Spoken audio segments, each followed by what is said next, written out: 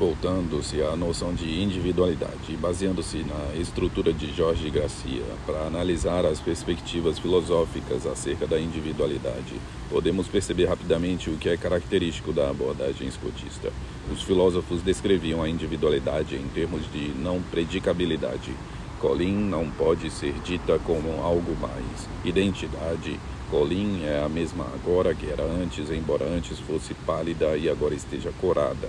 De fato, ela é tão ela mesma que não poderia, em princípio, ser identificada com nada mais.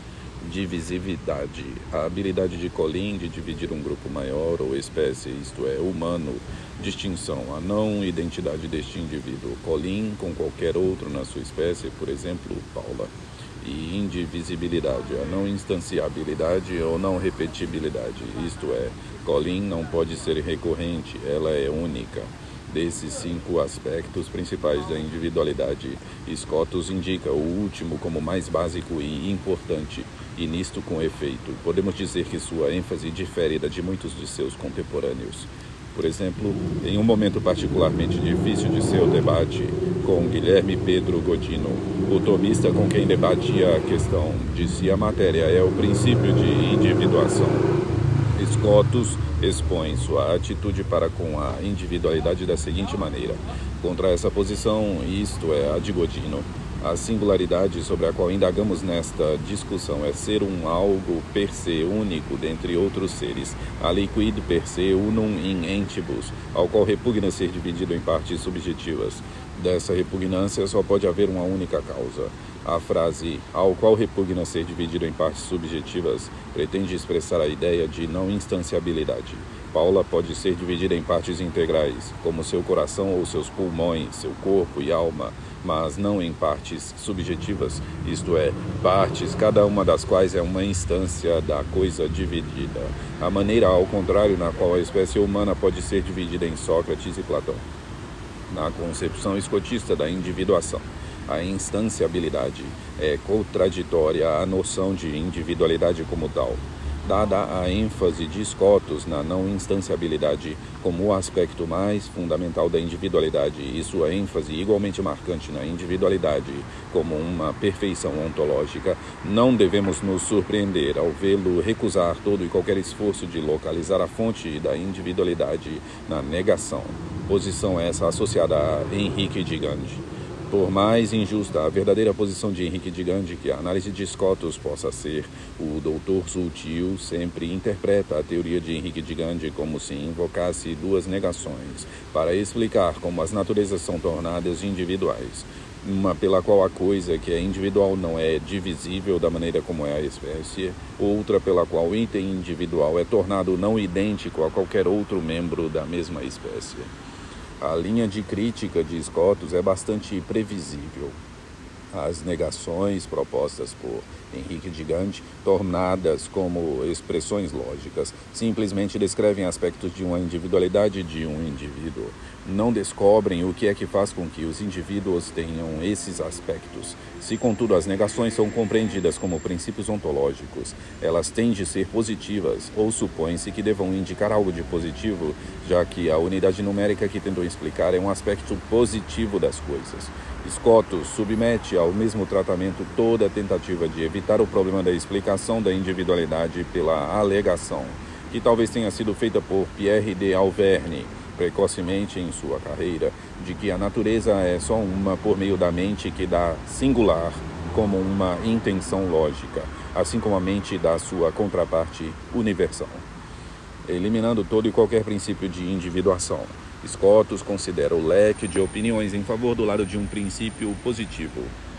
Aqui, as opiniões que o confrontam têm nomes muito distintos como seus aliados.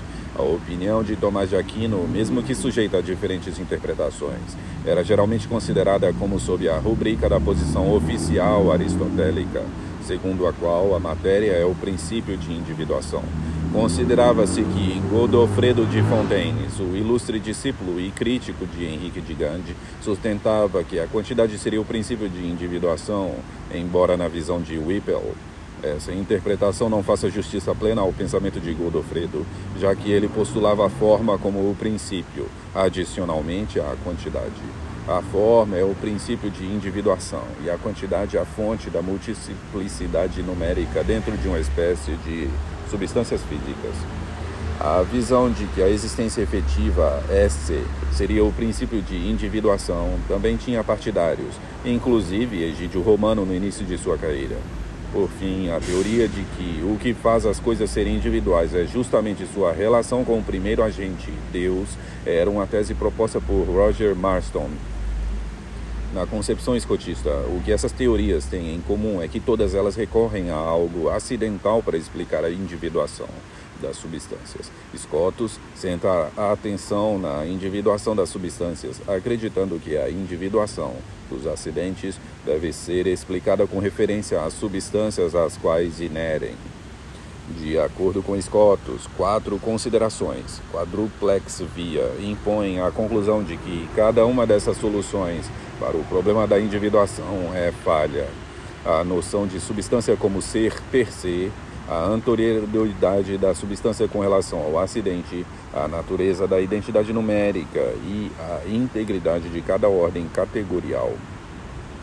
A substância, no sentido de primeira substância, é ser per se no sentido mais primordial e mais verdadeiro. Também é a fonte de atividade de operação, assim como o sujeito último da predicação. Se é assim, qualquer combinação ou agregação de substância e acidente é em si um ser per accidens, não um ser per se. Consequentemente, a agregação de qualquer acidente, até mesmo a quantidade, e a substância não podem explicar o que faz com que aquela substância como ser primário e per se seja aquele ser individual. O acidente, por assim dizer, está fora do âmbito da substância como ser per se.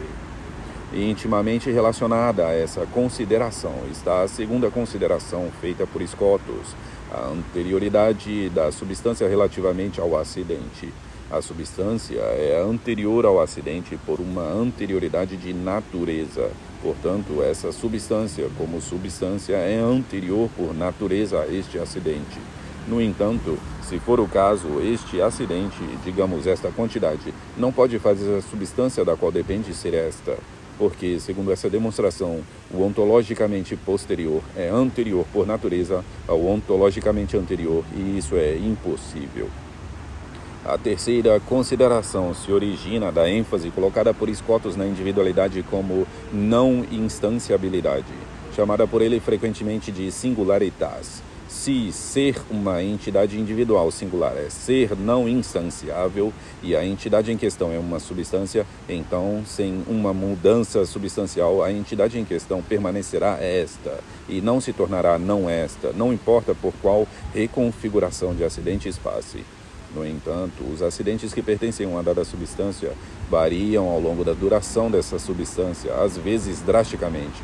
Se isso é assim, então, se os acidentes variantes fossem aqueles citados como a causa da individuação, como a quantidade dimensional, a substância se tornaria não esta, sem envolver qualquer mudança substancial, contrariamente à noção de o que é que significa ser numericamente uma ou única, no caso da substância. A consideração final, a quarta, é tirada da ideia de que cada uma das ordens categóricas ou predicamentais deve ser completa sem nenhuma confusão com os membros de outra ordem, independentemente da inter-relação das ordens categoriais. Para dar um exemplo, devemos ser capazes de passar da quantidade para a quantidade contínua, para a linha, para esta linha, sem referência à categoria de qualidade ou qualquer outra categoria. Se, contudo, tomarmos a categoria de substância e tentarmos completar a descendência categorial, com base nessas explicações da individuação, só poderemos chegar à espécie, digamos, ser humano. Não poderemos chegar a este ser humano sem recorrer a uma categoria acidental, porque, pela força dessas teorias da individuação, está fora da ordem da substância derivar este ser humano de ser humano. O que pode fazer o leitor pensar que as críticas de Scotus são questionáveis e até mesmo repreensíveis é o fato de ele tratar a teoria materialista da individuação sob o título de uma interpretação acidentalista, colocando tudo junto no mesmo saco, ao passo que a matéria é claramente um princípio substancial na ontologia aristotélica. E quase que o mesmo ponto poderia ser feito acerca da existência efetiva, já que ela é um dos dois princípios constitutivos de um ente, ens, isto é, uma substância na metafísica tomista. O primeiro desses pontos pode ser examinado observando-se que Scotus lida com uma versão particular da tese materialista, uma que recorre ao acidente da quantidade dimensional para explicar como a matéria-prima em si mesma indeterminada tem a estrutura das partes do mesmo tipo e, por conseguinte, torna-se matéria assinalada. Baseando-se na matéria dos primeiros escritos de Tomás, os tomistas do tempo de Scotus eram totalmente explícitos sobre esse ponto. Para citar só um exemplo, Guilherme Pedro Goldino defendia que a fonte da pluralidade numérica é matéria em última instância, na medida em que possui a capacidade para muitas formas da mesma espécie. Mas o princípio aproximado que reduz essa capacidade a ato, de modo que um dado indivíduo de uma espécie possa ser produzido, é a quantidade, a qual dá à matéria extensão. Conformemente, parece haver uma base legítima textual, histórica e sistemática para a alegação de Scotus de que a teoria materialista da individuação recorre ao acidente da quantidade para descrever como a matéria funciona como princípio individuador. Com relação à objeção possível de que o S é mal interpretado como um princípio acidental, é necessário ter em mente que o próprio Tomás de Aquino o descreve como um princípio acidental em várias ocasiões. Depois de sua linha geral de crítica contra as interpretações acidentalistas, Scotus levanta objeções para cada uma das mencionadas maneiras particulares de explicar a individuação. Mencionarei somente as mais importantes. Contra a tese da quantidade, Scotus raciocina que a quantidade é ou terminata, a quantidade com dimensões definidas e distintivas, ou interminata, a quantidade com dimensões indefinidas e genéricas. Se a segunda, a quantidade precede e sucede o indivíduo físico dado. Por conseguinte, não pode ser o que explica a unicidade do indivíduo. Alternativamente, se a quantidade é terminata, essas dimensões definidas são a expressão da forma substancial do indivíduo e dependem dele para sua entidade, e não o contrário. Considerando-se a tese materialista sobre a individuação, uma das críticas favoritas de Scotus é a de que a matéria, como um princípio de potencialidade, não é bem adequada para funcionar como fonte de determinação e efetividade para a coisa individual. Postular a matéria como princípio de individuação acarreta em si localizar a fonte da unidade máxima, unitas maxima, e da efetividade em um princípio que comumente é a fonte da multiplicidade e da potencialidade. Duas das principais críticas de Scotus à teoria da individuação de tipo S são que, embora a teoria esteja correta em buscar uma fonte de efetividade com o princípio de individuação, parece que o S não teria a característica de determinação também exigida no princípio individuador, já que o S recebe sua determinação da essência que é efetiva. E 2, se o S funciona com o princípio de individuação, propriamente falando, nada pode ser individual se não existir efetivamente, já que não terá precisamente aquela característica peculiar constitutiva da individualidade. Essa segunda alegação parece excluir indivíduos possíveis e colocar em questão a possibilidade de Deus conhecer os indivíduos antes de sua existência efetiva. Quanto à teoria de que os indivíduos são como são, graças à relação que mantém com o agente que os produz, Scotus indica que a substância é absoluta e anterior a toda relação. Por conseguinte, não pode ser tornada a esta por uma relação. Devemos agora fazer uma pausa e ver o que aprendemos com a crítica de Scotus às soluções alternativas para o problema da individuação. Primeiro, ao buscar uma explicação para a individuação das substâncias, Scotus deseja descobrir qual princípio explicaria o aspecto mais marcante de sua individualidade, tal como ele a concebe, a não instanciabilidade. Segundo, Scotus vê defeitos nas teses que consideramos por não conseguirem de muitas maneiras enfrentar bem a profundidade do problema da individuação no caso das substâncias, já que em cada caso se recorre à ordem acidental como o fundamento último da individuação substancial. Terceiro, sabemos por implicação o que é que procuramos em um princípio de individuação pela reflexão acerca dos pontos fortes e dos pontos fracos das posições alternativas. Buscamos um princípio que é um elemento positivo na coisa individual que tem de ter as seguintes características. O princípio tem de estar na ordem substancial para evitar a falha de se recorrer ao ser acidental. Ele tem de ser um princípio de efetividade A teoria materialista é equivocada por não conseguir recorrer a um princípio desse tipo, ao passo que, por um tal princípio, é a virtude de uma teoria de tipo S. Ele tem de ser um princípio de determinação. A teoria de tipo S é arruinada por não conseguir acrescentar esse princípio. E, finalmente, ele tem de ser em si individual, sem precisar, por sua vez, ser mais individuado. Essa é a virtude da interpretação quantitativista, já que a quantidade como fonte de partes é em si mesma individual.